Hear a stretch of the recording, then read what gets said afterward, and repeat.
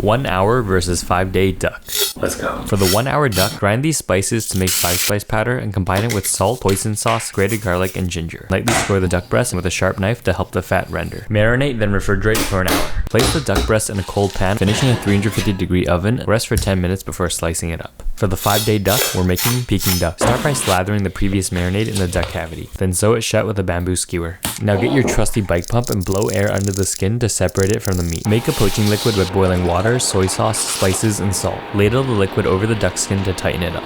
Then combine maltose syrup and soy sauce and brush it all over the duck 2 to 3 times. Hang your duck in the fridge for 5 days to dry out the skin. Remove the tail and drain the liquid from the cavity, and try not to make a mess. Then place it breast side down, cover with foil, and roast at 350F for 30 minutes. Then hang the duck for 5 minutes to let the rendered fat drip out. Roast again until the breast reaches 130F. Hang again for 20 minutes, and try not to drop the duck you just spent 5 days on. Now give the duck a well-deserved bath in hot oil to crisp up the skin. Then carve it up by removing the wings, back skin, legs, and breasts. Slice the breasts and serve.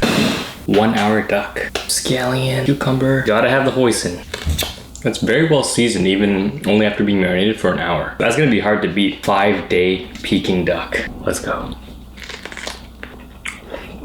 Oh, definitely tastes better than the 1 hour for sure. But 5 days of work, I really don't think it's worth it when the 1 hour tastes 80% as good. I gotta give the win to the 1 hour duck.